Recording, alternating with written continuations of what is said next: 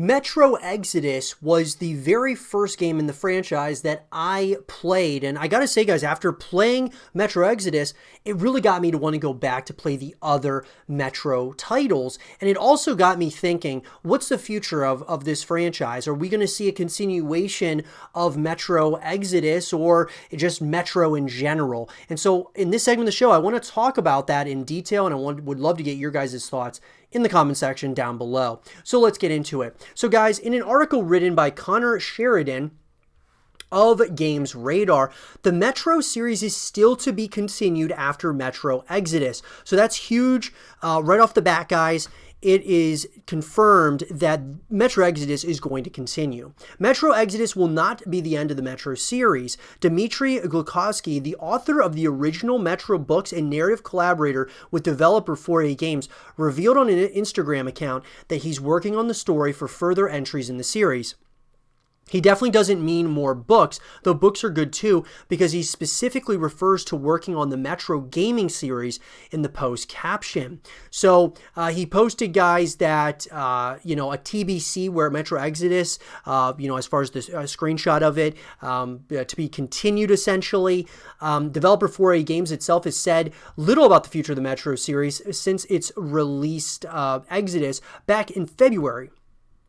But the game ends, obviously a spoiler warning, guys, with the main group of survivors starting a new life far away from the bleak desolation of Moscow. Depending on how good of an ending you got, the last thing you see is the main character departing from his relatively idyllic new settlement to return to the Moscow metro and tell other survivors about how the rest of the world doesn't suck nearly as much as they thought. It's a long, long journey there and back again. So that alone has got to be enough material for a new game or two. So, and this was further, confirmed, guys, in an interview that happened with 4A from VGC, guys. Tom Ivan wrote this article, or I should say did this interview. Executive producer John Block discusses multiplayer, next-gen, ray tracing, and more. Founded in Kiev, Ukraine in 2005 by former developers from Stalker maker GSC Game World, the company, which is now headquartered in Malta and employs over 150 members of staff, announced this month that it had been acquired by Embracer Group.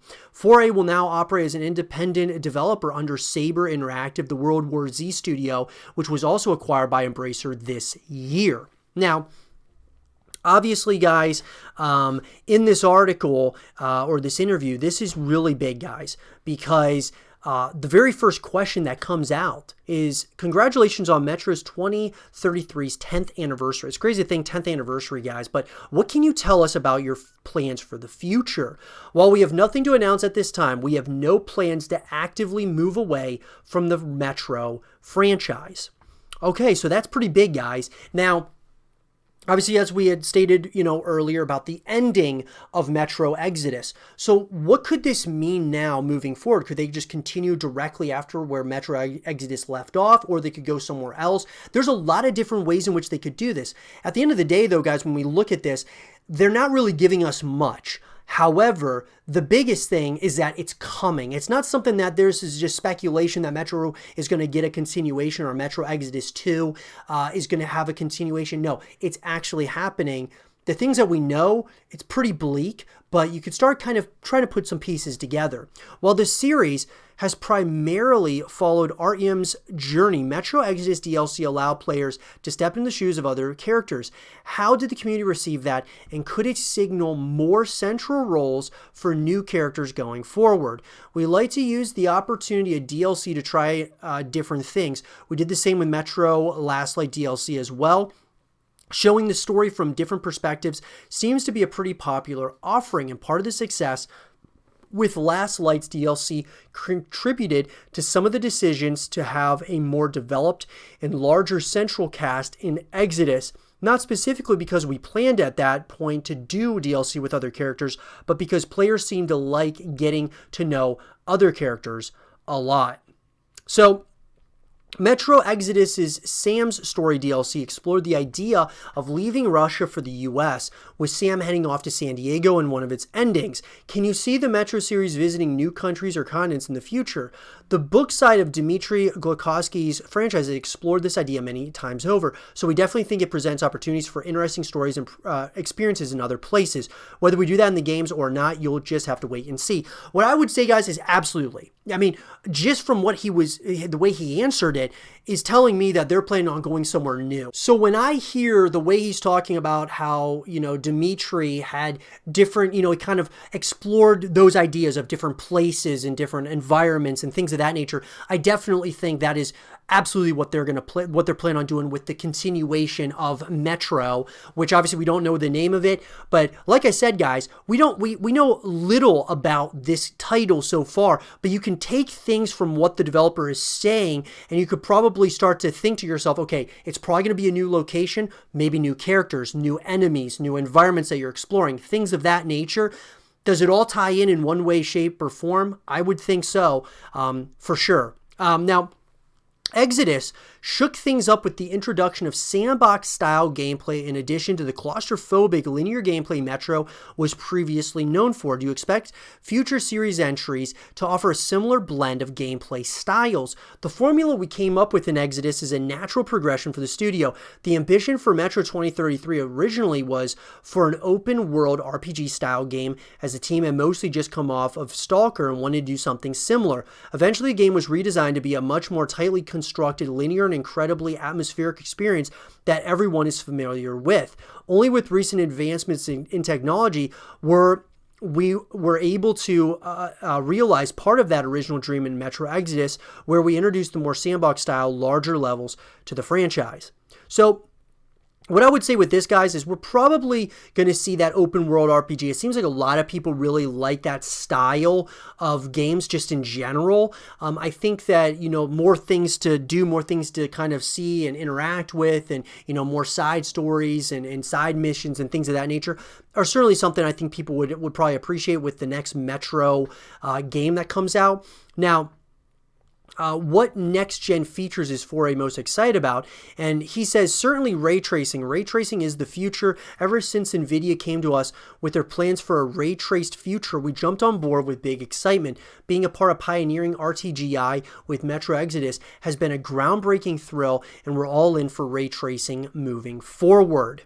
Now, another heralded future of next-gen consoles are the high-bandwidth SSDs, which could improve load times and expand the size of game worlds. What will SSDs enable 4A to do that wasn't possible before? Well, the simplest answer is one, you've already provided load time, streaming, etc. New technology and faster hardware are always going to give game developers new tools to build things differently, and I'm sure that we'll find ways to take full advantage of any new platforms that come in the future. And so that's really exciting. Obviously, guys, gaming has come it's come so far. It's unbelievable in a short period of time.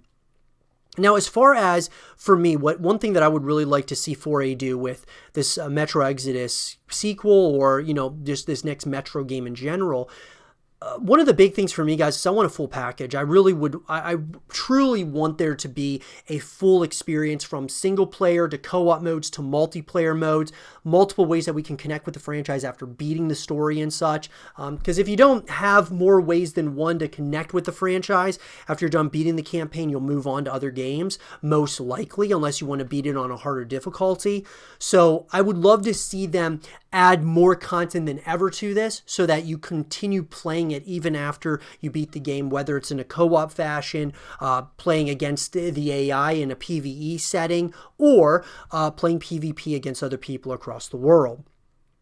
So, there has been growing industry talk recently that next-gen games will either need to be shorter in length or cost more at retail due to rising production costs. Does 4A have a stance on this?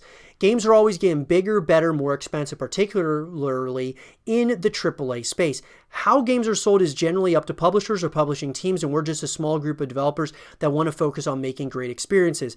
As gamers, we might have our opinions on how things are sold, and sometimes they conflict with the professional side of things, and sometimes we get a chance to influence the decisions. But as developers, we leave those decisions to other people.